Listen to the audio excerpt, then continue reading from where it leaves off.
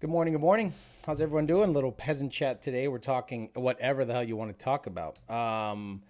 Sunday, uh, pretty much spent most of yesterday replacing the fuel system in two of the cars. The red car and the Fairmont ended up getting some kind of filter media, I think, at the gas station that I normally get E85 at. Had some filter media, very fine filter media in the fuel, and it ended up messing up the fuel system totally. Fuel pumps, fuel socks, filter, all shit. So I had to replace a lot on two cars. It was a fucking nightmare. So anyway, um, it was a fun time, and it reminded me how much I hate working on cars. Like I got scabbed up. I still smell like fucking E85, and it soaks into your skin and it becomes part of you. It's a fucking nightmare. So before we get into it, again, as always, hit the like button. That's all I ask. It's a simple like, and then comment after the show just to make sure that algorithmically things are popping nicely. We got broke CTR owner. Damn, I thought I was going to be first. Shark Marls, Ahmed Mosawi, Alexi B, Hunter Walker, David Parks, YouTube Corrupt the Mod, Bruce Willis, Monty 540, Fresh Pasteles, Clip Clop the Horse, and Zane back. I like seeing Zane back in the house. It's very nice. Bruce Lee, JD Swag, Wayne Herr, Mike Schmidt, Ken McAllister, Merv Jones, Jared Wells, Yonse, Stephen Baker, Stu Rich, Jason Friedberg. We got Macho Matt, Blazing Angel X, Austin Maynard in the house.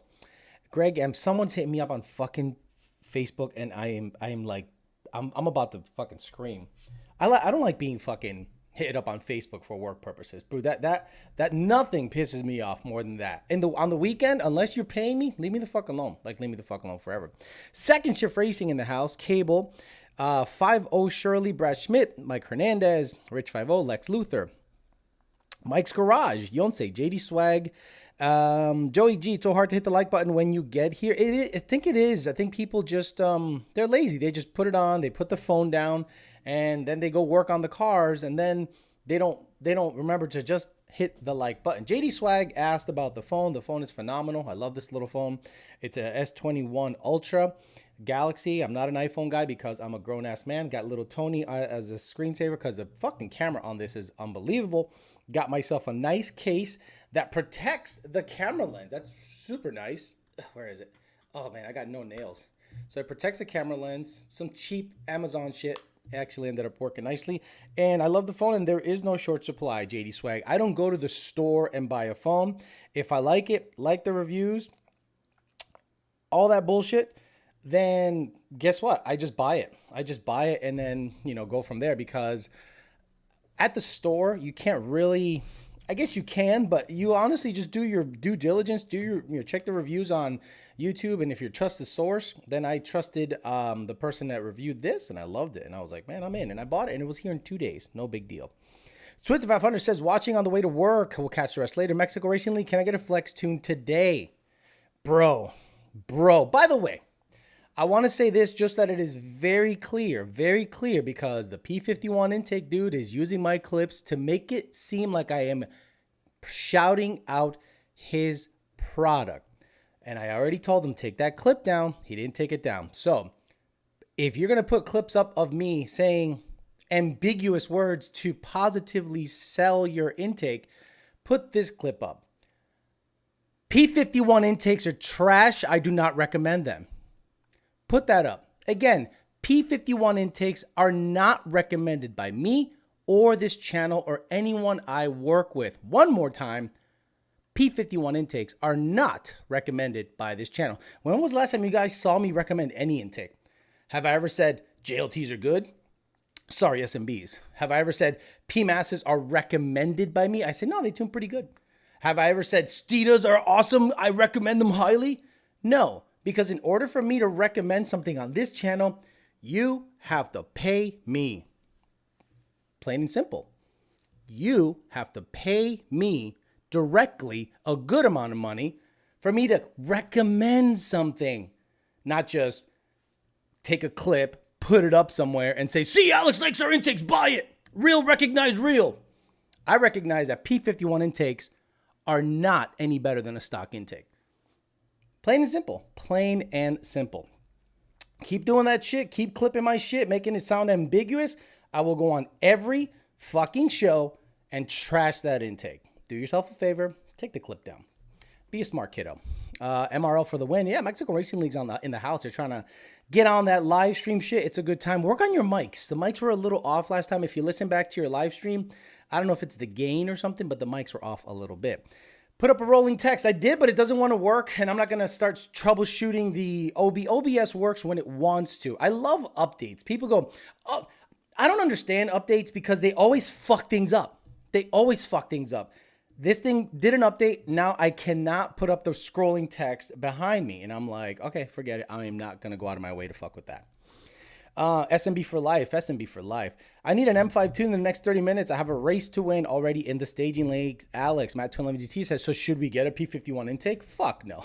Obviously, not just no, but fuck no. Now, I have a suspicion that a lot of cold air manufacturers, based on the EPA stuff, are going to really start to rethink their approach, because the same reason header manufacturers started, saying, hey, there's certain parts we can't sell. Remember when everyone got scared of the EPA stuff and everyone's like, oh my God, the EPA is going to come after us. And then they did start going after like Summit, Jegs, and other companies selling parts that are not emissions compliant, or at least they did what like California outlawed certain intakes. You could still get shit in California, but obviously you can't directly ship it from one manufacturer to the state, right? Certain places just stop shipping to California. Well, now the EPA, I think, is cracking down on parts manufacturers, because when it comes to the tuning, the tuning isn't making emissions issues happen. Hard parts generally are, right? So if you look at a stock cold air intake on a Mustang, usually if they're covered and sealed, they have a carbon trap, some kind of carbon trap. Even the 2020 GT500 has a sealed cold air intake for emissions reasons. Obviously, you take that sucker off, it makes a bunch of power. So I think a lot of cold air manufacturers are going to really have to start to retool, or at least go through the process of doing the carb testing and all that stuff. Because when you shut the car off, the emissions coming from the engine out of that filter, believe it or not, have to be managed. And that's why a lot of these cold air manufacturers have a carbon trap at the lid. So EPA, believe it or not, might start going after hard part manufacturers if their parts are not emissions compliant, or at least don't have provisions to regulate, capture, or lessen the amount of emissions coming back out of the filter from the engine bay. Same thing with catch cans. Catch cans aren't emissions legal because you're taking generally PCV exhausts out of the engine into a catch can that does not have any kind of emissions trapping sources, and it can bleed out the threads, or open catch cans. It's one of those funky things where people are going to have to really start getting creative, because even Ford Performance had a catch can. If you look it up, catch can, and I think it said like it's not emissions compliant. Let me see the CJ Pony parts. Let's go to American Muscle. I don't want to, but fuck it, I'm there now.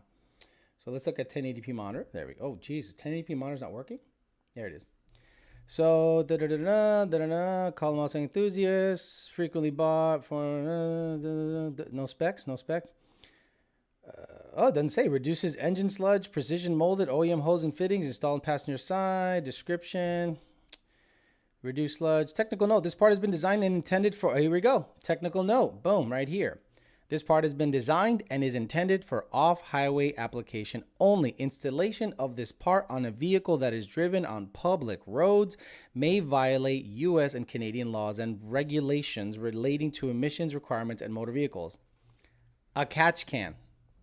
A catch can, guys. So I think a lot of people are getting, getting up to snuff as to what the deal is when it comes to simple little things like this, and cold air manufacturers have to take that into account too. So it's just a fucked up time right now to like be a car enthusiast, because it's like they're attacking every single little thing, like every single little thing. It blows my mind. But hey, good for GM. I guess they're getting stuff into Cali. Carbon trap worth 25 horsepower. How are these GM items getting carb EO numbers with every product on the 632? Seems like another case of give me money and look away. Interesting. Molly still off off-road X pipes. They have no rear O2 provisions. How are we doing? Molly, how are we doing? How are we doing? Says Red Bird. Joe Martin says, to expand on what they also work with big aftermarket providers like Roush and others, they may work with some aftermarket components. It's almost like if you work with a company that has a carb EO number, they take you under their umbrella and go, hey, you're under our carb EO, and then you're good. But I guess if you don't have that kind of treatment, I guess you're subject to being fucked with, for lack of a better word. So real quick, one of the guys on Instagram, and if you guys have a link to this, send it to me on Instagram. One of the guys sent me a link to a company that makes skateboard chassis. I think it was called Revolt or Revolution or Voltage Rev. I couldn't find it. But at the end of the day, it was real difficult to go back in the messages because I get a bunch of stupid requests that have nothing to do with anything in my inbox. And basically it was like we were talking about a chassis that has like a Tesla motor with a drive shaft and a conventional diff, and you're able to put a body on it, like a 60s Mustang body, Ford F100, just like the F100 that they did at SEMA, where basically they shoved a body on top of a Mach-E rolling chassis. For lack of a better word, I think that's kind of what they did. But I was looking up a bunch of skateboard chassis, and I think it was pretty interesting if that could be viable in the future. But again, this isn't for stuff like people like us won't do that. This is like big money, big stupid money, and it's one of those things where I think it'll be cool if you want to have a modern vehicle, like a modern drivetrain in a old chassis. And this is basically a Bronco with basically a skateboard. Well, look at the amount of battery that's in this thing. Jesus Christ. So things like that is what I was talking about. Something like a skateboard, basically, and you can just throw a body on top of it. Obviously, it's more desirable for trucks and SUVs because of the frame design. But something I think would be viable for sports cars would be good too if they can offer. But again, it wouldn't work on unibody vehicles like Fox body Mustangs or even modern Mustangs. But I think it'd be a neat idea. But I just don't think I don't know how viable it would be. It's 6:40 a.m. in Cali, says Vaughn Hillington. I'm here for the poors like myself. So a catch can, hi, holler for holler. What the fuck is a holler for holler? Carter's Gaming, you in here today? We want to know the update on the chat. Oh my God, yeah. If you guys watched the dating channel yesterday was a great episode. Last night I was on at 9:30. Sorry, 8:30? 8:30. And basically a couple didn't really know where they stood and aired it out on the chat, and it was great to watch. And I could have gone in and removed the clips so that the copyright was removed, but I decided to let the copyright stand and let that chat stay active so that subsequent replays show the chat so that you can see how it all went down. One of the Cobra Racing buddies from ModNats bought a second shift brand new GoPro to show. Thanks, appreciate for the crew and channels. So now there'll be no more in-car grainy shit. There you go, Second Shift Racing. Look, if you guys need something, let us know. We'll do a little GoFundMe and get you some good cameras and a bunch of, because look, the best stuff like what's the name? Desert 1320. He goes out there and he slaps his GoPro. He's got one of those 360 GoPros. And you put it on the car, and then you can get the shot from the front, from the back, and you could see these cars have like 7 or 8 GoPros on them. There was a McLaren that raced on one of those races, like the small tire shootout, and all the GoPros were facing forward, so they all knew who was going to win the race, but it was on the McLaren just to see how much of a gap he got put on him. And I think that's all you need. You need like maybe 3 or 4 GoPros, but then you need people to manage it. And then Second Shift Racing is really going to see quickly how much work it takes, and he knows how much work it takes to go around video all day, then go home, edit the stuff, then put it up on YouTube. You have probably 30 hours into a video and you get paid $7. And it's not something I want to do. The EPA has made it a pain in the ass to try to get an N-Gauge or an RTD shipped to Canada, even though they have no authority here where I live. Electric swaps, huh? What garbage is this? Fox Body is Freedom. He obviously is new to the show. He probably doesn't know what the fuck this show is all about. Hey, Alex, I enjoy the videos. They're very informative. I am also Luntoon, and no issues with you guys. Enjoy your day, 100%. Thank you, Lemoyne Norman. Just finished watching the dating channel show from last night. Just damn. 299 Tactical says, finally caught my first live stream, hitting the like button, and we'll finish up the rest after a big family breakfast. People still do that? Almost like the old HO cars where the body came off. Owner Khan says, hey, Alex, can I affirm the electric chassis? Look, you can affirm bottle service now. Some guy sent me a link to affirm bottle services. The Shade Room on Instagram literally has a screenshot of bottle service being able to be financed $170 a month for 3 months at 15%. So VIP bottle service, $500, and you can, oh man, you can use Affirm to finance bottle service now, guys. So look, affirm everything. No shame. You know who affirms everything? NA guys. NA guys think that they're just, it's no big deal. It's no skin off my back. Then all of a sudden they're running 10s without a hood with Bellax in the back only and VMSs in the front and with dumps, headers. And then they're talking about, and then they think that's going to get them followers, clout, and subsequently money. I know guys that are on Instagram that have millions of followers and are broke.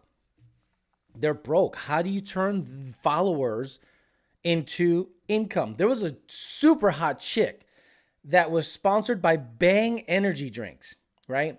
So what she would do is she would dance salsa in front of the camera all the time. She's always like do, do, do, do, do, do, do, do, and she's drinking Bangs, and I'm like, your teeth are gonna fucking fall out of your head. So and I'm just like, okay. Then you've come to find out she got no money, got a killer ass, good body, got no money. Video all day, edit all night, and back at the track in the morning. Right, rinse and repeat. Hola, cabrones. Says Twin Force Fusion. Michael Hernandez says, I got a triple pump setup with FIC 1440s through PayPal credit. Twisted 500 said, it's so hard to race and film your own also. People don't understand how much content you need for a 15-minute video. Oh my God. It's either me just talking in front of the camera or setting up the cameras, racing. I was supposed to go to the track with the GT500 Friday. No fucking way. No fucking way. By myself, ice it, tune it, film it, narrate it. It would be the worst time on the planet. Alex, what do you think is the fastest H pattern class will go, and what will be their limitations thinking going forward? So Joel Steele sold his car, and that was a very smart move, because when your car is at its peak of its popularity, it's time to sell it, right? And it went 681, 210. I think the H pattern class can go as fast as long as they don't regulate it highly. What do I mean by that? So let's say, for instance, you have a stick shift pro class and it has to be H pattern. Weight cannot be regulated. Fuel cannot be regulated. Tube chassis, tire cannot be regulated. Clutches, nothing. As long as it's H pattern, and obviously you don't have to clutch in between the shifts because you have the strain gauge and all that stuff. I think you can go as quick as any radial car on the planet. Yeah. Oh, what are you talking about? Look, clutch technology has come a long way, a real long way. So I think a stick shift H pattern car can go just as quick as a turbo 400 car, as long as weight, fuel, and nothing really is regulated. Plain and simple. A lot of people say, well, that is the fastest X275 car on the planet. Right, because it has to fall within a certain window of regulation in terms of tire size, chassis, weight, turbo size, da-da-da-da-da. You know, if it's, a lot of people tout the fact that something is class legal. But when it comes to H pattern stick shift racing, it's an outlaw class that you just go in there, do whatever the hell you want. As long as it's an H pattern transmission, you're good to go. Well, people say, well, how can he go so fast on a Gen 1 Coyote? Weight. And it's a tube chassis car, right? If you saw underneath that car is super. It's an S197 body, nothing wrong with that. But that car probably weighs sub 3,000 pounds. So I think the Coyote engine is really good for about 16 to 1,700 horsepower. But then after that, you simply just have to make the car lighter, because I just don't think you can just keep pouring on the power and the Coyote like it long term. You know what I mean? So especially the amount of the thing revs up to the fucking moon. The general design of the motor isn't really friendly for a big horsepower setup. Like I tell people all the time, look, if you want to go really, really fast, I'm saying big boy fast, you got a Pro Line motor with a crank mounted centrifugal and party 2,500 and up. But if you want to live the Coyote, then you have to have a very lightweight vehicle and live at about 15 to 1,700. Well, shit, better sell the old 3-valve. At least people know about it. How much power will the P51 intake made with catch cans? -5. I gave up my GoPro after editing 2 videos. I gave up with my GoPro after editing 2 videos. Smart man. Joe still told me he's gunning for 5s. He'll gun for 5s, and it's going to be a car that y'all don't recognize, right? It's got to be a car, in my opinion, that's completely tube chassis, fiberglass body, literally like a pro mod. That's when the class is going to have to evolve. That's when the class is going to have to start regulating weight, regulating fuel, regulating trans, regulating clutch, and that's when it becomes a tighter class, right? Right now it's an outlaw class. It's stick shift pro, run what you brung. So does that mean that I could bring a pro stock car to the track? Like, I don't know the rules of stick shift pro, like the Granis Racing one at World Cup, or like something at Texas 2K or FL2K. If the only stipulation is H pattern, why can't I bring an 800 cubic inch pro stock car run 660s? You know, consistently 660, all the fucking time. Alrex, what did you find with your GT500 motor? Nothing yet, dude. Nothing. The thing has great compression. Leak down is no more than 15%, which is we don't know what it was in the beginning. So the leak down didn't show more than 15%. And compression test came back all within 10% of each other. So I'm like, or actually 5% of each other. So I'm like, okay, time to go to the track and see what it does. Maybe it was the trans the whole time. Intaker cams. The old school pro stock stuff was badass to stick shift. Hit that like button, y'all. Do you guys at Lund update a tune? Let's say if the tune has been on the car for a year. Yeah. Let's say, what do you mean update the tune? No. Let's say you got a tune in March of 2020. Then you need an update because you get a SNB 120 or a PMAS or anything else. The tune basics will stay the same. The cold air intake will be added on top of that. Let's say your tune is more than 2 years old. Yeah, we will give you a brand new base file. Tim Essick, 380s, 195, laughing my ass off. Pro line with a giant Pro Charger unit. You're talking 8th though. It will take that one car to go 5s for them to start regulations for sure. Yep. It'll take that one car that goes, I'm going to stick my dick in and go all out and go 5s consistently. 590, 60, 590, you know, super Billy badass stuff. And then people are going to go, wait a minute, this is not what we intended the class to be. Which is, again, why I said there has to be a class that you have to clutch in every shift. The biggest deciding factor in stick shift racing, in my opinion, the variable is the driver. If everyone has to clutch in, have all the shit you want, have all the watt boxes, strain gauges, all you want. But if it is required for you to slightly breathe on the throttle and clutch in between each shift, it'll make it that much more difficult to get down the track. But I don't even know how you regulate that. And I don't even know how you would stipulate that, because these stick guys, they're just like every other racer. They're fucking babies, and they'll start complaining about rules, because right now there are no rules. That's why you don't hear stick shift racers complaining. But the moment rules start getting put on these cars, oh, you will start hearing the bitching and complaining nonstop. Like, one of the rules has to be you got to weigh 3,200 pounds. Oh my God, they'll lose their fucking minds. What the fuck? You know, they'll just lose their minds. And, you got to clutch in on the shift. Ugh! Right now, there's no complaining because generally there's no rules in that class.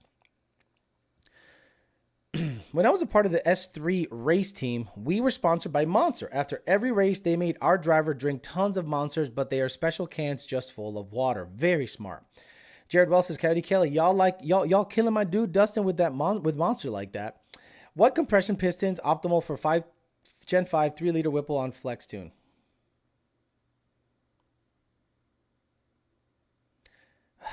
What compression pistons are optimal for a Gen 5 3-liter Whipple on a flex tune? Hey, JD Swag, can you grab that for me? Just grab that for me. I appreciate that. Put a nice little trophy on it. Appreciate that. Will the colder weather make a car run rich? No. Asking for a friend, that is, Lambda is richer now than with better DA? No. It should not run any richer. No, it should not. It should not run any different than it did when if it is a Coyote with wide bands, it should not run any richer than it did regularly.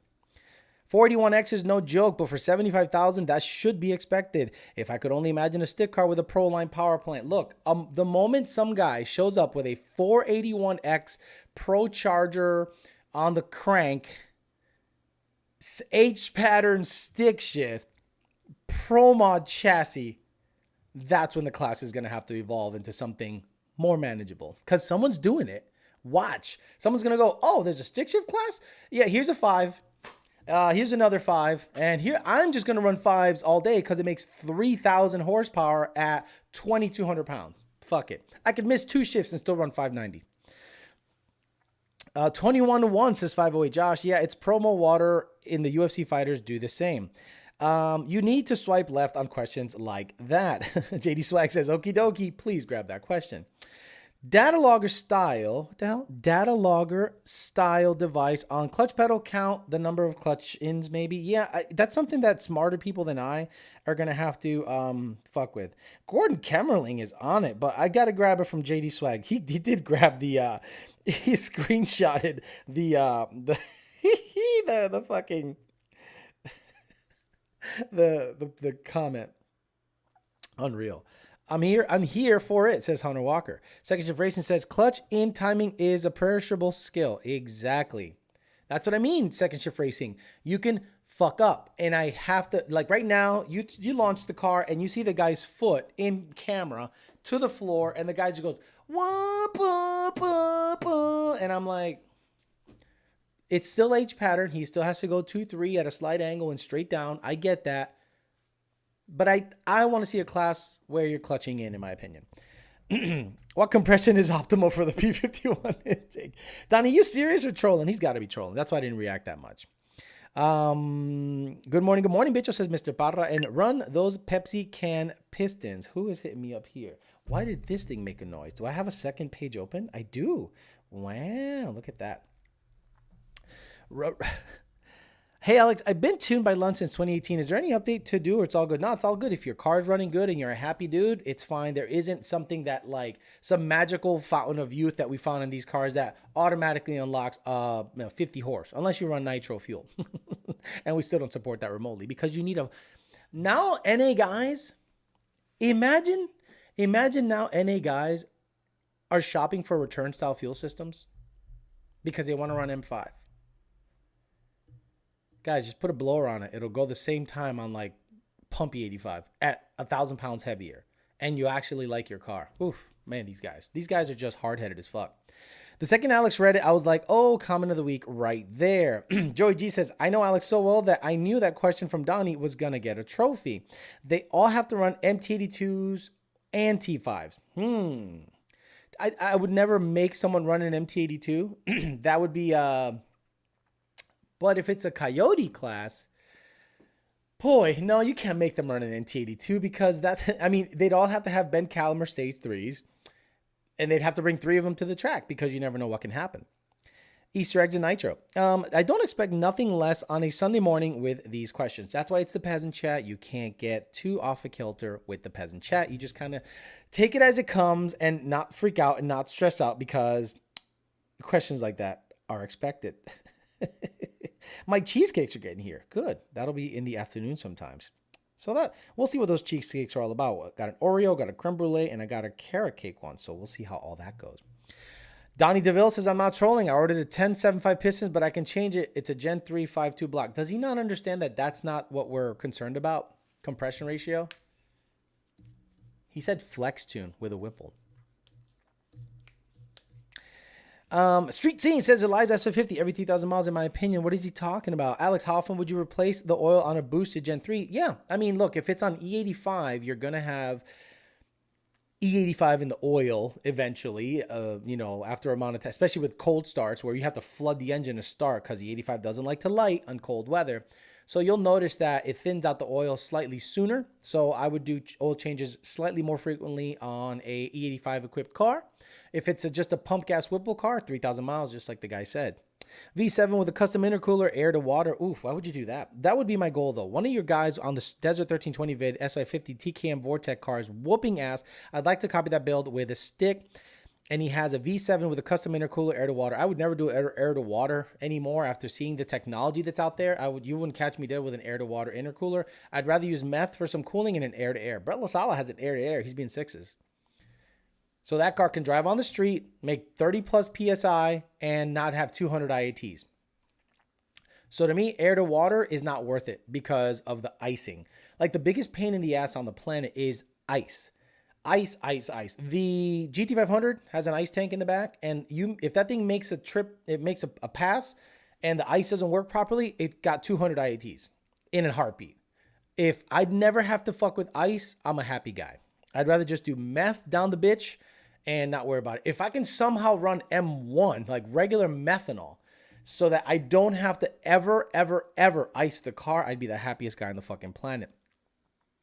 Stock compression, says Rich50. Flex boy. Flex tune is to convert to E85 guy. Flex tune is to convert to E85R, guys. My pussy makes my exhaust smell like jelly beans. Just make sure you gap your plugs to 0 and drill out your injectors. Optimal. Greg M, at least he's getting paid to answer the dumb questions. Here, he just gets a headache. Exactly. I'm not getting paid at all. Like, again, guys, the Peasant chat doesn't pay me a dime. Maybe on the views, but there is no paid chat that I can actually tolerate a little bit. Second Shift Race says, with the recent boom of stick shift racing and social media backlash, do you think manufacturers will start taking note and bring it back? No.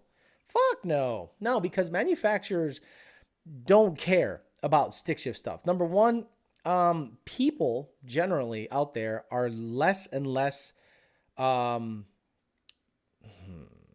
not buying stick shift cars. How many people do you know in your friend group that actually, well, your friend group's different. You know nothing but stick shift guys.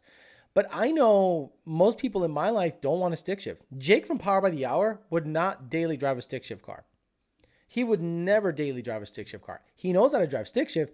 He would never try to drive daily a stick shift car. Most of the people I know don't daily a stick shift car. So for an auto manufacturer, let's say tomorrow, okay, good example. The Mustang is offered in stick shift form. The automatic outsells it like 2 or 3 to 1. Because Houston boys without hoods love to go out there and say they're King Daddy when the car is actually doing all the work. Like a Lambo guy. Lambo guy buys a Lambo, drops it off at Underground Racing, comes back out, and he says he's King Daddy with the Proline motor and a dog box and Motec. And I'm like, you're doing nothing. You're just mashing the gas.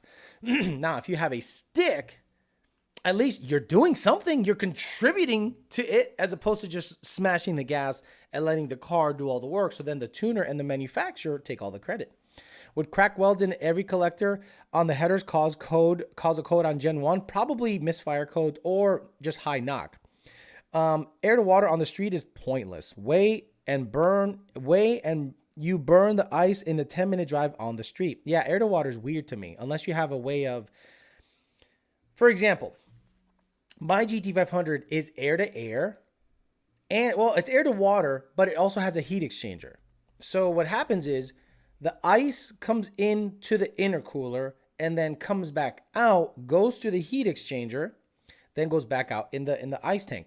The reason is I like to drive that car on the street. But if that car only had an ice tank, I couldn't drive that car on the street because it wouldn't cool the water. It would just constantly circulate through a hot intercooler without ice in it. And it would just get hotter and hotter and hotter and hotter. So now that I have a heat exchanger in it, at least the air rushing to the heat exchanger cools down the intercooled, the water that went through the intercooler that goes back to the tank, and it regulates it slightly the faster you go down the street. But when you go wide open throttle and IATs are 200, that air to water isn't doing, that heat exchanger isn't doing shit when you're shoving 28 pounds of boost through the car. Look at them likes. A few more likes and Alex will put nitrous on the red car. I thought about it because I love that car. It's running so good. But then I'm like, why? to run 9s in it. So if I run 9s in the red car, is that with nitrous? Is that impressive? Maybe. I've thought about it. Thoughts on one show per week on science and or conspiracy topics.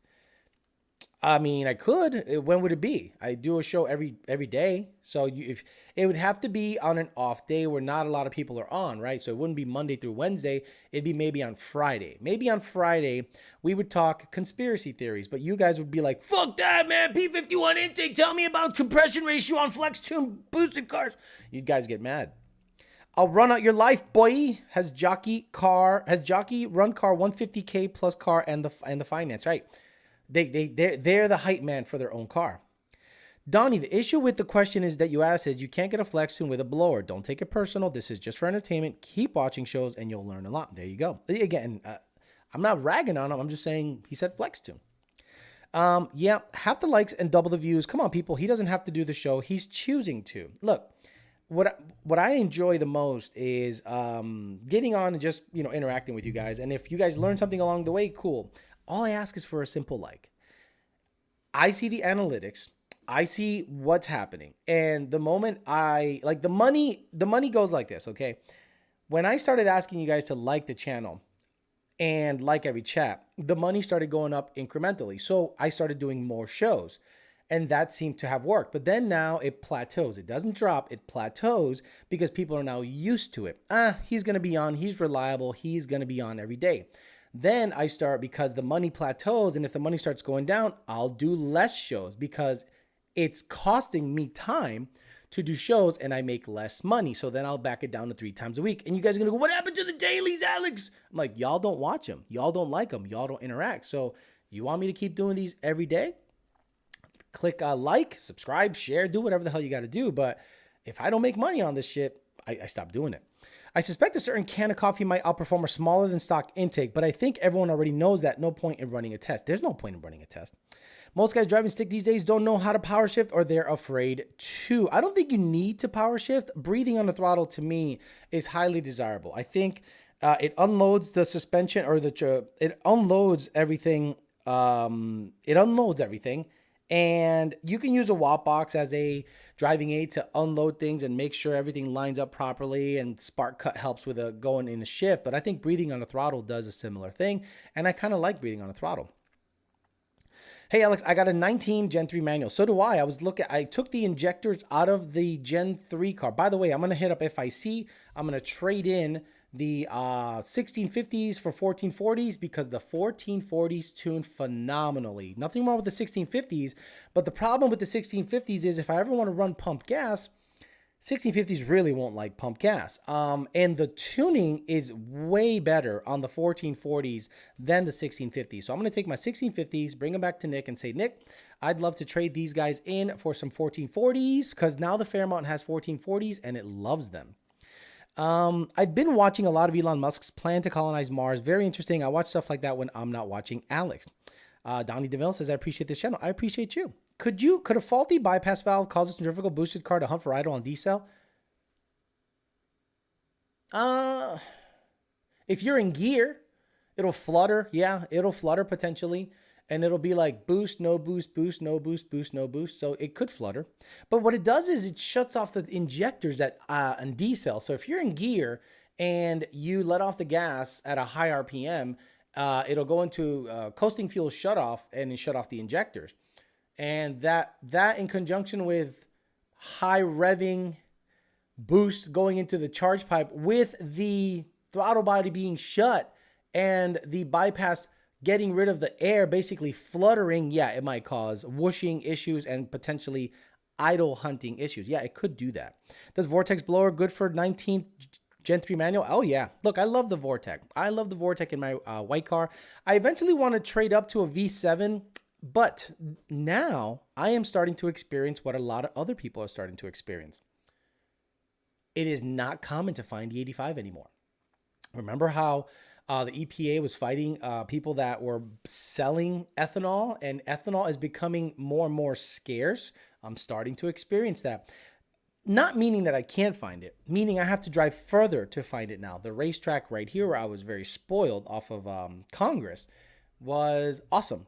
tested at 80% all the time, and they had it all the time. Now they don't have it anymore. Now I got to go down to community and military. They have 80% ethanol there, or every single Shell stop on the Turnpike, Florida Turnpike, has E75 to E80. 1440s on my stock motor, midnight car, going for sevens next week, and Zach LP. Watchers need to share the videos, get a bigger audience for the channel. What air-to-air do you suggest? Heard the Vortec one with the V7 can be problematic with IAT, but I could be talking to baboons. Anything with a 3.3 pulley and under on anything like the V7, you're going to see higher IATs. What you're going to have to do eventually is get something custom, something bigger, something that has more capacity, or meth. Start spraying meth in that motherfucker to help with the IAT. E85 is drying up. Do I need a tune after removing my hood? Potentially to account for the extra air that's going in it. You just confused the hell out of most people. That's okay. Look, that's okay. If a lot of people replay that part where I talked about decel. So if you're in decel in a low gear, like second, let's say you downshift and you're at 5,000 RPMs and you're decelling. Well, the blower is spinning at 5,000 RPMs. The throttle body is shut. And the blow-off valve is trying to get rid of all that air in the charge pipe at the same time.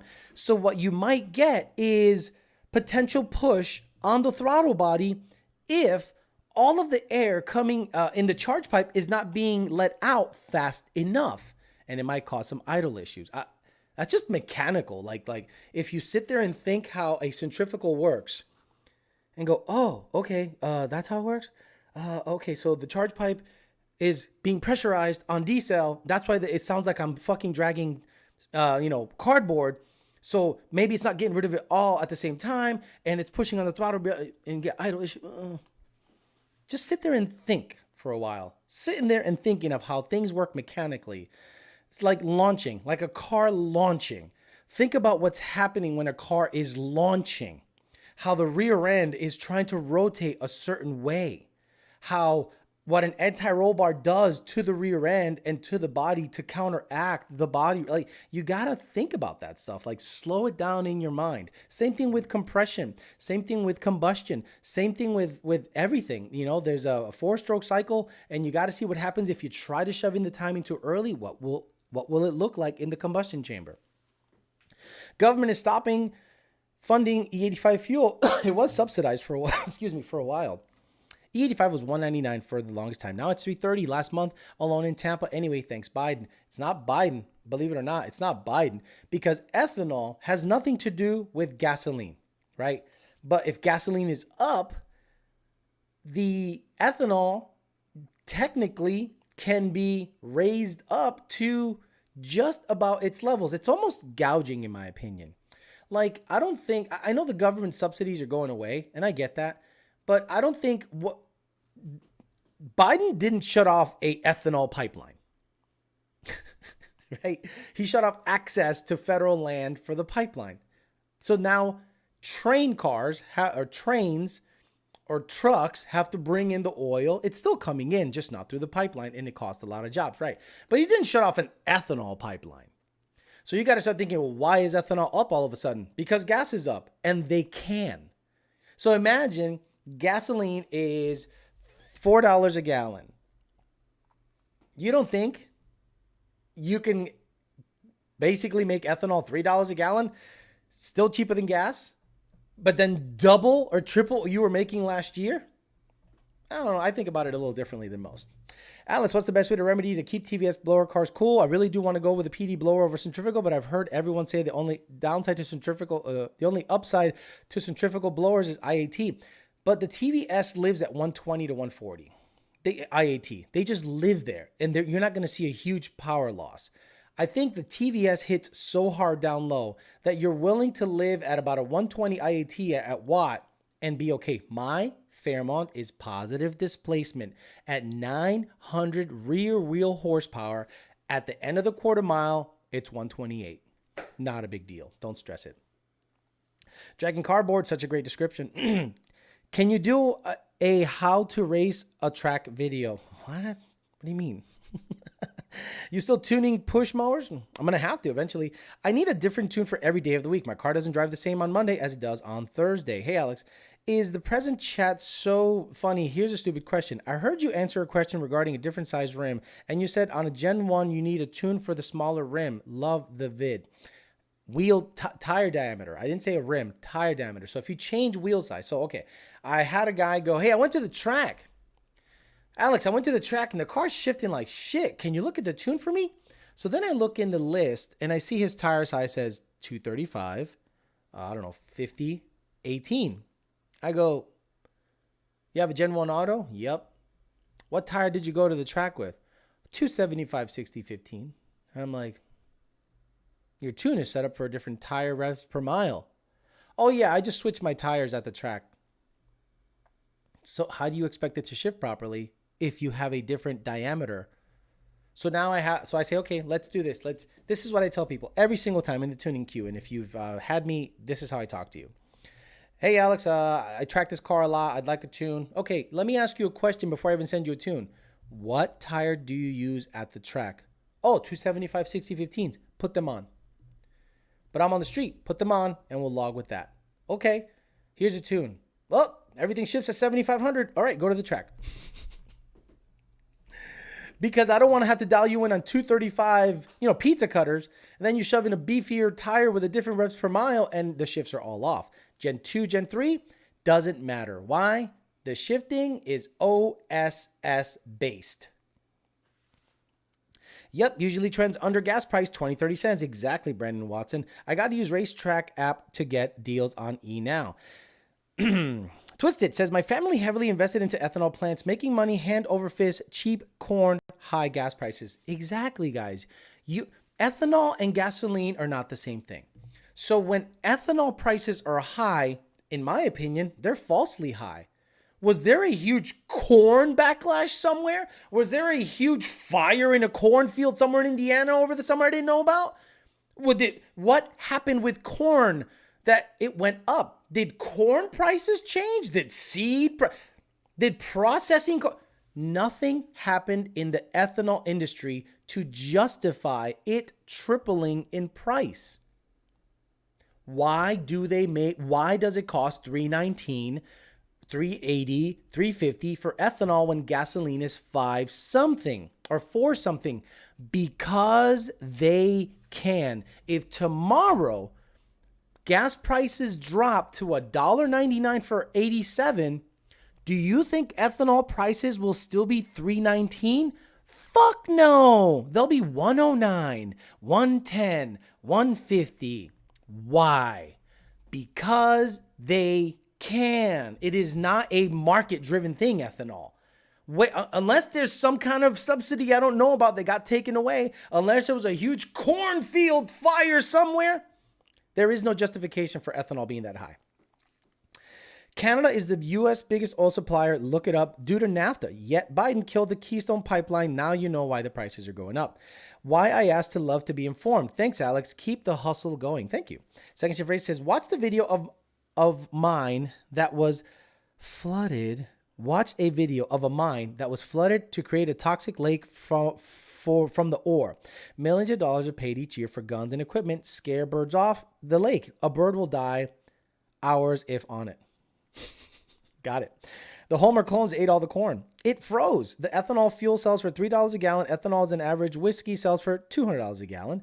Inflation. The government has big corn reservoirs. Imagine Biden's like, I'm going to release the corn reservoirs to ease off these ethanol prices. They gouge because they can. Sorry. We're going to be running 85 like moonshine soon. Alex, will anyone ever make anything similar to the Engage? Easy to use is what I'm referring to. Bro, this son of a bitch is 10 years old.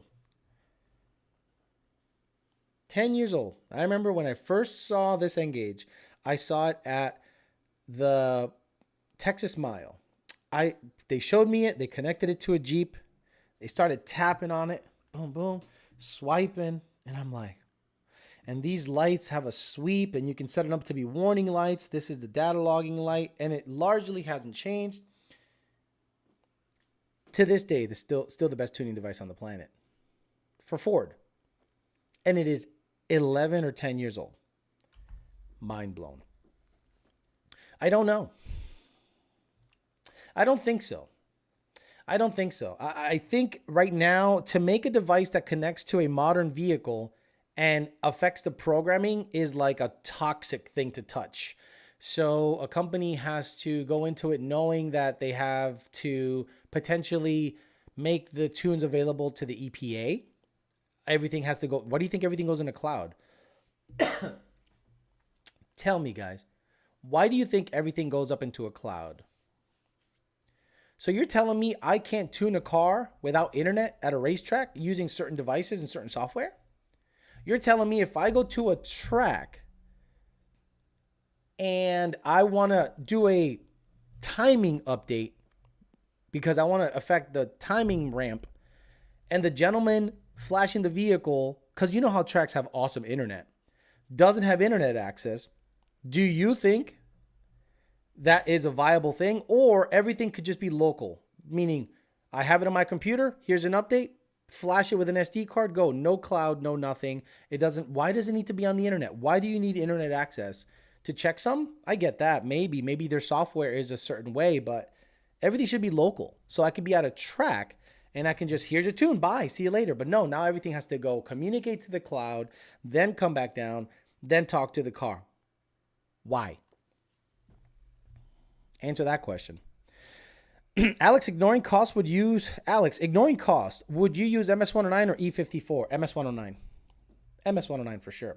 I've heard the government is currently paying farmers to not plant certain crops. Do not know if that could be the reasoning behind the ethanol prices. It could be. Running the FTW purple through the countryside on Florida like moonshine. Ooh, I'd love to. Brad, that stuff was phenomenal. FTW purple, to this day, the most legendary, badass, stupid fuel ever created. Why no one duplicates it blows my mind. Does Lund tune 07 and 09 GT500s? Will it require an old on-lock gauge, or can you use HP 200 RTD? As far as I know, Tony Kono, I don't think the RTD supports Spanish oak, which is the computer that's in those GT500s yet. So I think you're going to have to find either an old N-Gauge, and then we don't support SCT, so SOL, brother. Alex, ignoring cost. RTD isn't an N-Gauge, but it keeps people from watching the gauge like a hawk. Exactly. People have their laptops in their car and they're staring down things. And then the problem with a couple of things is you can't monitor flex percentage with certain devices. With this guy, Flex Tune loaded, you can monitor flex alcohol percentage. Nice little feature. I was tuning the Fairmont with it yesterday. I'm like, man, this thing's badass. Flashed in a minute. Fucking done. Boom. FIC 1440. Bam. Car started right up. Took it for a ride. Put some more ethanol in it. Took it for a ride. Done. Awesome. Last comment in regards to the dangers of digging vast lithium mines and environmental impact. Yes, understood. They overdo things. Simplicity is key. Local USB hard drives, flash drives. Matt 2011T says the P51 is a defeat device. It's a speed defeat device, 100%. Never getting rid of my N-Gauge. I had to deal with my friend's dead rats, and I must say, it's terrible. Best fuel at the MBTE that was in the FTW perp, bro. It was unbelievable. Just all the fucking octane, it was just wonderful, and it smelled. Why don't you duplicate that? I don't understand why people don't duplicate that. Already got that. Thanks, bro, says Tony Kono. Rich50 says, that is the one thing that sucks about the RTD sometimes. You have to try to flash the tune twice. It fails the first time. How many times have you hit tuning, load tune, flash, and then this thing says, tune failed, try again? Never. Why do people suck at driving in the snow? If you're stuck in the snow, stop flooring it. Okay. Is the only way to tune a Fox body is getting a chip? It's OBD1. I don't know a lot about them. You can get people that tune it with Tweaker or whatever. There's a couple of devices you can plug into where somebody can tune them. People are still tuning A9Ls and all that shit. So if you take it to a custom tuner, because you can't do it remotely, or if you can do it remotely, I'm not aware of it. But I think you can tune the A9L and custom program it, because if you go to SET software, if you guys have a Pro Racer package, meaning you can tune your own car with SET, you type in A9L, it's there. It's hilarious, but it's like this much data. Good morning, Alex, says Phil. I have a Gen 2 2.3 TVS 79mm pulley. That is a nice setup. I don't race a lot or anything, but I'm thinking of upgrading to the Roush heat exchanger. Do you think it's worth it in my situation? No. What? No, what? No. Roush heat exchanger? No, I think the triple pass AFCO unit with the dual fan is a better upgrade in my opinion. I sold my nitrous car when I had an N-Gage in it. I should have told the dude to give me 1,000 more or I'm keeping it. Look, if I sell the red car, if I sell the Fairmont engine is pretty much sold, but I was just tinkering with it yesterday. I'm keeping those N-Gages. If you want the red car, you're going to get it with a flex tune. Bye-bye. Maybe if you got a dead rat, I don't know I can't do that. I can't transfer the tunes on a dead rat. So yeah, might be SOL. Unless you want to give me big money for the N-Gage, because that bitch is done. Get a Ford Motorsport Rev Extender and you're done. Remember those? The Rev Extender? Remember the Rev Extender? Wow, what a shit show. Whatever happened to the biodiesel hype a few years back? Remember the guy that made the car that ran on water and he ended up getting killed? Car that ran on water. The inventor, this dude right here. Where's 1080p monitor? This guy had a car that ran on water and was killed. He was poisoned to death. Supposedly, somebody wanted to hear out his technology. They poisoned his drink and he died. And what were his last words? They poisoned me. They poisoned me. Look it up. The car that ran on water, this man was killed. He supposedly could get 400 plus miles or whatever. I don't know if it's a tank or what. He just had a crazy looking device back there. It looked like a Volkswagen Bug engine that ran on water, right? This was his technology. And this son of a bitch was poisoned and killed because survey says it'll put a dent into the oil and gas industry. Crazy shit. Megas Red 2 plug and play for stock Fox body harness. Someone could probably replicate that. I don't see why not. I always wondered about tuning those old Fox bodies with a stock ECU. Miss going to the track, going brain dead from what masterful grape crack out the pipe. Spencer G does make it so that you can tune it yourself. Ever had a fuel pump control module lose power while using an independent harness? Fuel injectors are getting power anymore as well. Yes, I've seen many FPDMs go bad. N-Gage for $20,000 comes with a 13 Coyote. Yep, I remember that dude. Crazy shit. Steve Myers, I think was his name. Yep, plug and play aftermarket ECU. Got one in my turbo car now. Wow, why is this thing getting really bad? It's like my internet went to shit immediately. It's great, but it's hard on injector pumps. Get gels up at higher temps. Normal number 1. Got it. Cade Bain poison. BP offered him millions in the 80s for his patent, and he turned it down. He could drive from New York to California on 22 gallons of water, and he ends up getting poisoned. So what happens? Does the car get taken in, disassembled? Where's the car? Does the car get reverse engineered? Like, what happened to people like that, right? What happens to people that, look, imagine if there is actually someone discovers infinite power, fusion, fission, whatever, where like Doc Ock, where it's self-sustaining and it can power a city with a little whatever. That guy's dead.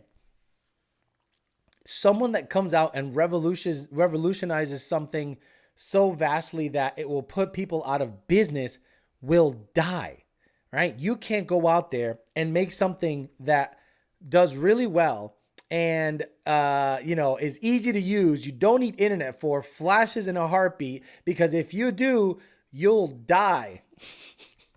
Or the EPA will take you out. Fed, you're listening now. Recently watched a stream where you talked about putting a high compression small block Ford in the Fairmont. After that video, I saw a video of a built 331 T5 notch gapping people on the street. Nice, simple combo. That's what I want to do. Someone needs to copy or figure out how he did it. Waiting for the knock on the door. So my ex-girlfriend, Kathy, had a brother. I think his name was Edgar or Ramon. Ramon. So Ramon thought he solved the nation's energy crisis.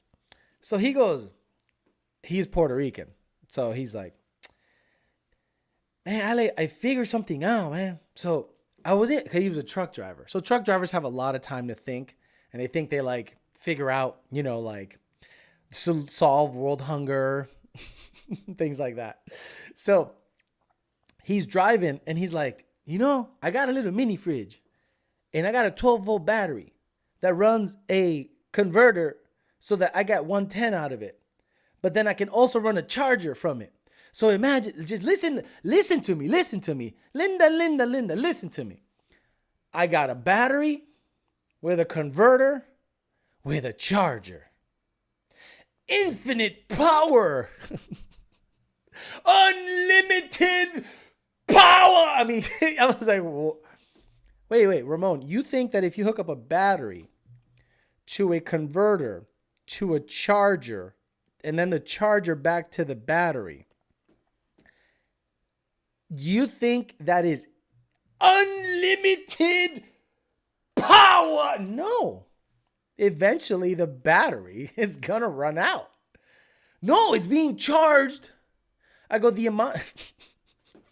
So I said, okay, try it out.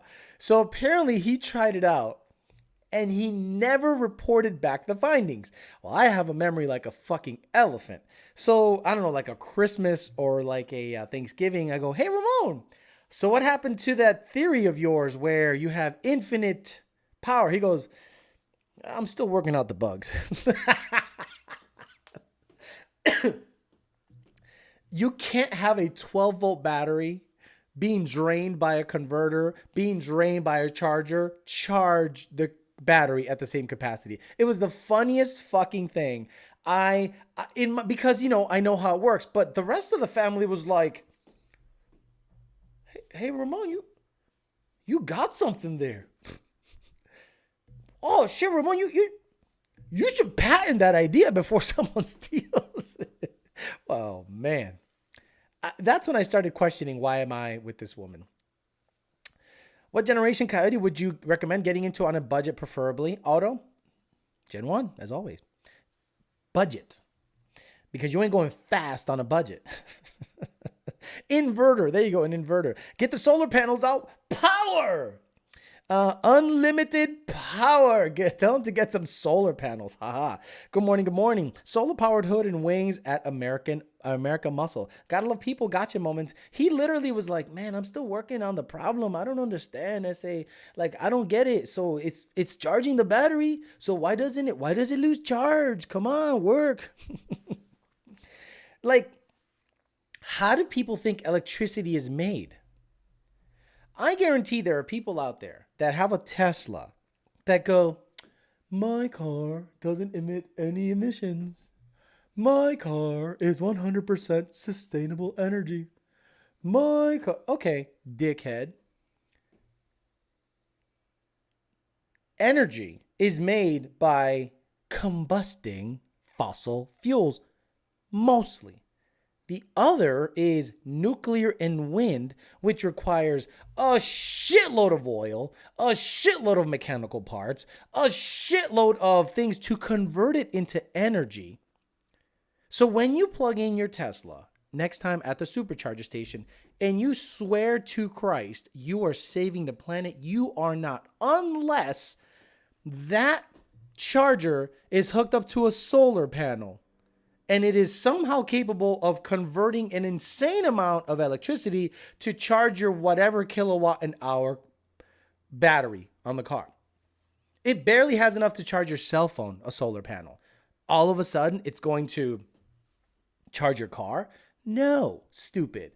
Every source of energy there is on the planet requires some kind of explosion, whether it be natural gas, whether it be oil, whether it be coal, whether it be nuclear. There is a reaction happening, or a wind, right? Not only does that fucking windmill like take out 15 eagles, but there's a huge gearbox inside that thing full of oil.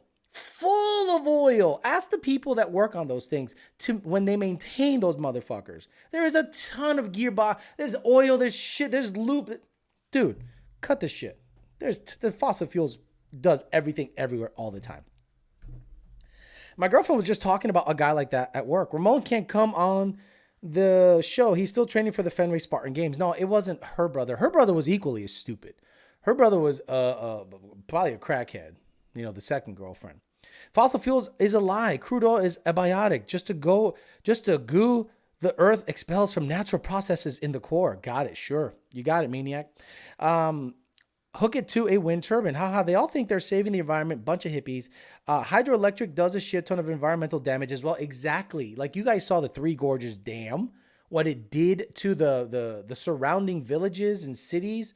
They basically took out a whole chunk of China population and people that lived along a river and said, fuck you, we're relocating you. We're going to flood this motherfucker and basically control the water. And if you see the gearboxes, the things that are happening to turn those turbines and to convert it into energy is astronomical.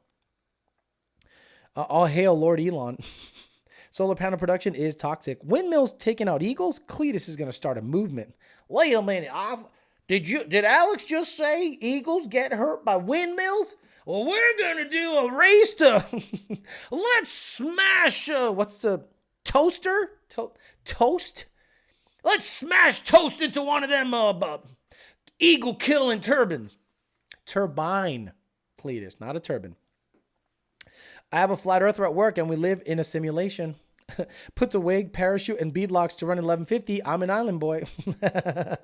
Ramon's coming into high powered. Rest in peace to the 15 Eagles. I played Minecraft. I know how to end world. I know how to end world hunger now. Solar panels work very well. I have them on my house. I pay $2 every 2 months. Worth it in my opinion. That's fine. Why are you paying anything? Why aren't you getting a credit on your electric bill? How much were the solar panels? I'm sure you financed them, and you financed them through the electric company. Ain't that some shit? We're running out of all natural resources fast. Sure we are. Yeah, totally running out. I mean, it's like in 500 years, we'll run out of something.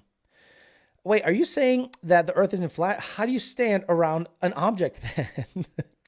There was a guy who was going to get on a ship and sail to the edge of the earth because he said it's just surrounded by like ice mountains.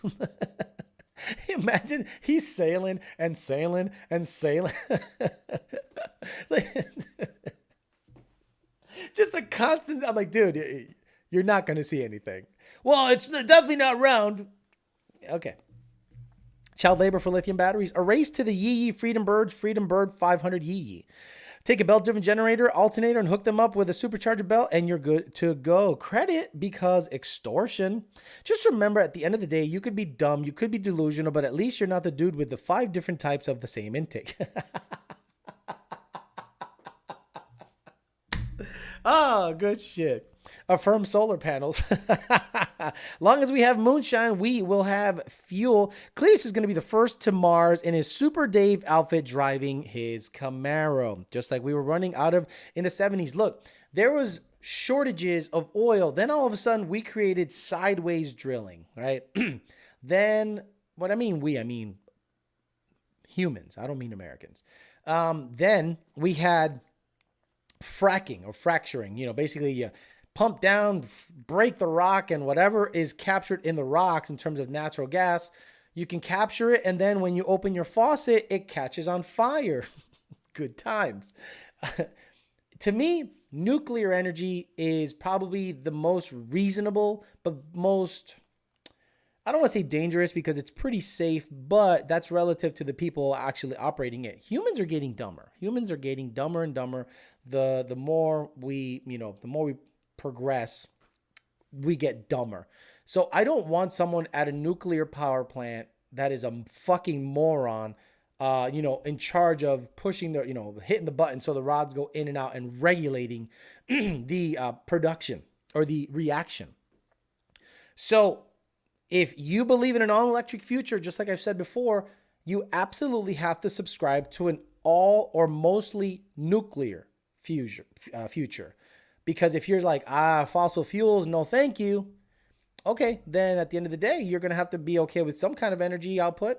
According to Elon Musk, that he said you can easily power all of China's cities with solar panels. And I'm like, okay, where do you put them? Where do you put them? Why don't you do it then? Why don't you do it? Wouldn't that be an insane business venture to power the capital with nothing but solar? He'll die. Someone's going to go, wait, you're going to take away natural gas production? Look at Russia. Russia uses its oil as political capital. If in the 40s or 50s or 60s, if someone acted up, they would literally shut down the supply of oil to that part of the USSR so that they would comply, or at least to bully them into saying, hey man, I'm running the show. I'm going to shut off the oil. Remember the movie Total Recall? They would shut off oxygen to certain sectors of people in Mars. Oh, so let's say we get to Mars, right? Here we go with way off kilter. Let's say we get to Mars. You don't think people are going to try to capitalize living on Mars? You don't think people are going to get charged premium for good quality oxygen? You don't think the person in charge of the oxygen might lessen the supply to a certain bubble that has MAGA hats at a gift shop? MAGA hats will shut off their oxygen a little bit. Oh man, I'm a little lightheaded, Holmes. What's going on? I don't know. I heard y'all had MAGA hats at the fucking gift shop. Damn, Holmes, that was like 70 years ago, man. It was the best time. It was when America peaked. And then we had the war, and then the Great Famine, and COVID. Optimus Prime variant. COVID Optimus Prime. Yeah, that was Omicron, Megatron. Then we had Optimus Prime COVID. Yeah, don't get me started. How much petroleum did it take to make these solar panels, though? What about nuclear waste? I know nuclear waste has to eventually become used for electricity too. Like the byproduct should actually be, I know there's ways of actually using it for energy too, but the problem is it never goes away for like hundreds of years. It's just radioactive and they keep burying it and burying it and burying it. But supposedly someone thought of a process to actually be able to use the waste as fuel. I just have to look into it some more. Running ice engines on Mars, baby. The globalists will send everyone to Mars and then stay on Earth. Elysium. Remember the movie Elysium? Or Alita Battle Angel? Alita Battle Angel. Everyone was down in Earth, well, on the ground, dealing with the shit and the trash that was brought down from the city in the sky.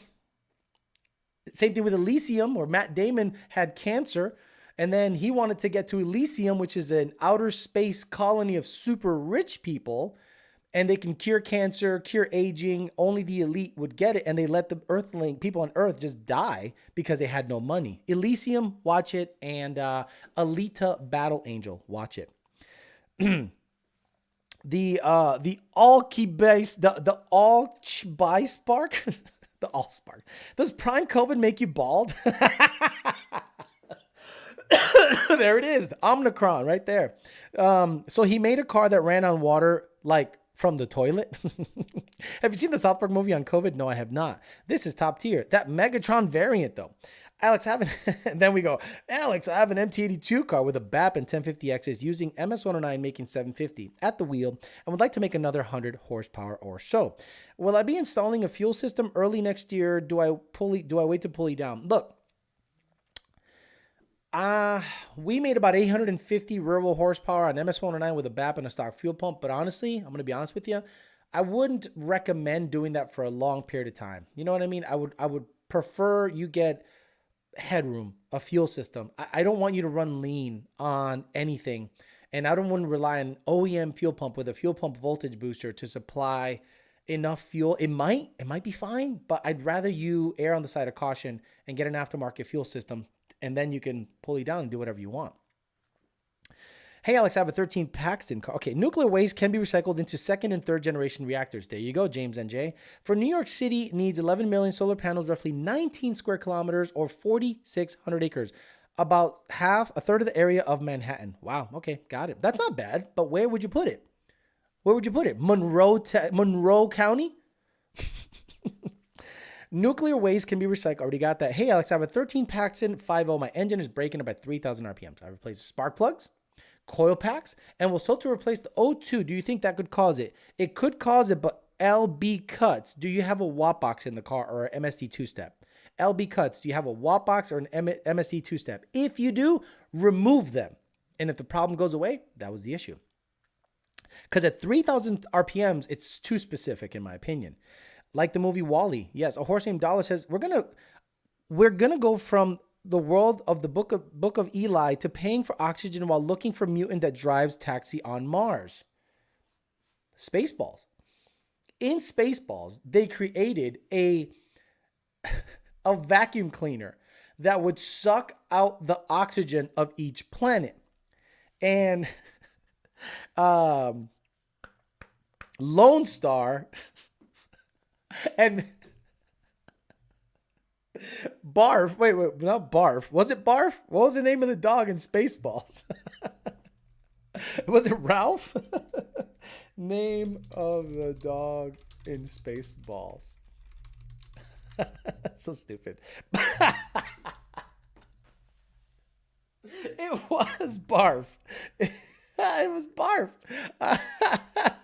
So Barf and Lone Star would actually try to go in there and stop people from, stealing the oxygen of other planets. Remember when they jammed their radar and on the screen, it started showing jam coming down the scene. What's this? He goes, I think someone's jammed our radar, sir. And he swipes it and he puts it in his mouth. He goes, strawberry. Only one person jams me with strawberry. Lone Star. Oh, what a stupid movie. I had a two-step, but the two-step was kicking in at 6,000 RPM, so we ripped it out. Ludicrous beat. Spaceballs. Hey, Alex, will the nuclear waste make my NA car slower from a roll, or should I switch to 17-inch welds? Yep, it was Barf. What's a good combo for 10s NA? S197, 13 ball, 6R80 swap. Big converter, 6F, 373s, make it light, Cobra Jet. Cobra Jet cams should be in the 10s pretty easily. John Candy, rest in peace. Moog was the name. What name was Barf? Okay.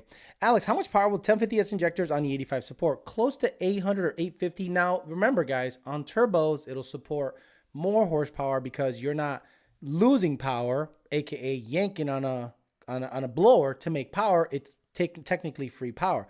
So about 850 on a supercharger setup, slightly above that, maybe 900 on or slightly higher on turbo setups. Bro, they combed the desert. His own best friend combing the desert. The power of the Schwartz. I really appreciate your answer. I've been trying to find the problem for a while now and didn't think it would be the obvious. It could be O2s. So if they're old, meaning they're stock to the car, it's a good idea to replace them. Look, I've been lucky. I haven't had to replace O2 sensors often, but when it rains, it pours. One day I had to replace 6.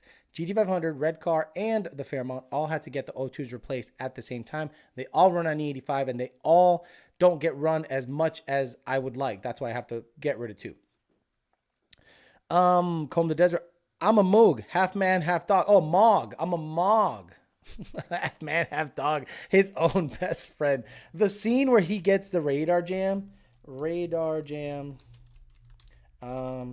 Spaceballs. Dude, it's so stupid. I love it. I might get 3 minutes long. There we go. What's this? I think our radar's jammed. That was Winslow, the guy that made the funny voices. That guy was great, dude. Not if we jam it. Aha! Oh, here comes my internet. Oh, fuck. Look. Us old guys really appreciate this kind of humor. Like, we really, really do. Apparently, my internet's garbage. I'm going to have to just hardwire this motherfucker in. Down scope. Down scope. Oh, my Lord. Oh, my Lord. I'm so sorry. Look at this. It's still loading. What the fuck is happening, dude? Radar about to be jammed. I like his name tag. It says buff. Look at, they jammed the radar.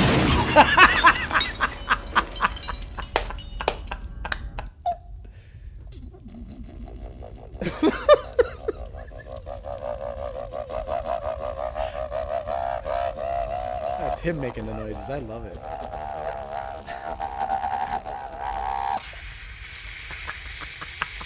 Shit.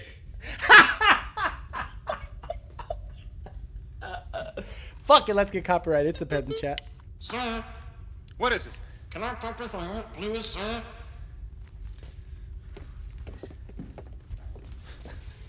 Well, I'm trying to hear, sir. you don't need that, Private. We're right here. Now, what is it? I'm trying to hear, sir. Now, what is it? I'm having trouble with the radar, sir. What's wrong with it? I've lost the bleeps, I've lost the sweeps, and I've lost the creeps. The what? The what? And the what? You know, the bleeps, the sweeps, and the creeps. That's not all he's lost. Sir, the radar, sir. It appears to be Jammed. Jammed. Raspberry. Raspberry, that's what it was, not strawberry. There's only one man who would dare give me the raspberry. Lone Star. I'm a child, okay? Sorry. I can watch that movie on a loop forever. It's wonderful. We need a movie talk episode. I feel like we could all vibe to that. That'd be a good time. We do that on the dating channel. Guys, we do that on the dating channel. On the dating channel, I recommend movies for you guys to watch. So, yeah. Look, apparently, this thing literally in real time copyrighted my shit. Look at this. In real time. Warning. Heads up. We've detected a copyrighted audio and video in your stream. Your stream may be temporarily blocked. Bro, you gotta love it. You gotta love it. You gotta love it. Does the fuel pump control module control the injectors? No, it controls the high and low pump. And when the fuel pump is triggered, it does not control the fuel injectors. No, absolutely not. Need to make that Metro PCS payment. I'm telling you, dude, I don't know what's going on. I'm going to have to hardwire it in because right now it's over Wi-Fi. So I'm going to have to hardwire it in with the actual, I forget the cable, whatever cable. And see if that changes because it's lagging and it should not be lagging this much. I pay fucking almost $400 a month for internet, and for it to lag at all pisses me off. I grew up watching this stuff. Run Ethernet or get off the Wi-Fi. Yeah, that's what it is, meaning by Madman. I got to run the Ethernet to it, but the problem is it's in the other room, and I got to run this big, stupid, long wire, and it fucks everything up. It looks terrible. Alex, can you... Okay, Greg M is trying to be funny. He's really trying to be funny. It's not working. Have you seen the beef with Midnight and that Prey performance, dude? Nope, not at all. Like, not at all. What's the specs of your PC? Don't care. Really don't care. That's a sound effects guy from Police Academy, ain't it? Yes, it is. That's Police Academy guy. Yes, it is. Yes, it is. Internet ran on solar power. Yeah, pretty much. Pretty much. So what I'm going to have to do is just get the Ethernet cable hooked up directly if I want to do that again, and then run some tests to see if that. But today's video, it's a peasant chat. I'm not going to give you guys badass stuff. And now it says it has an excellent connection. Look at this. This is hilarious. Now it says excellent connection, Alex. Even though it looks like you're looking at a grainy ass motherfucker, it says I have an excellent connection. That's hilarious.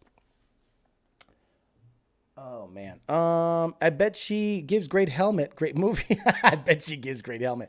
You know, you grew up right. If you watch these movies back in the day, they're super inappropriate now. Like when the two guys are combing the desert with a pick.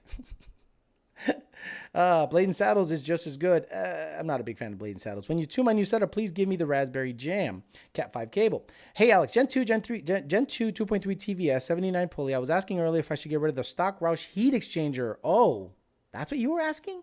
Boy, your typing sucks. If you, yes, get rid of the stock Roush heat exchanger, get the triple pass AFCO unit that VMP slaps their sticker on, and you should be good to go. What streams faster, Metro PCS or an A9L? It's a way faster. You'll get a gig second on the cable. Okay, I'll do that. I have the same issue with my Xfinity. Xfinity's stupid. I fucking hate it, but that's all we got in the area. Alex, what's the safe temp reading on a Gen 1 since it measures actual at temp at the head? I typically see 2 to 210 with a 170 thermostat. That's about right. I see about 190 to 200 with a 170 thermostat.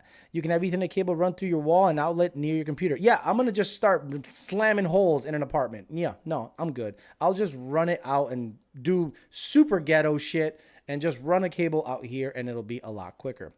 Blazing Saddles was funny, but just pushed the racism a little too hard. That was the problem Coyote Kelly.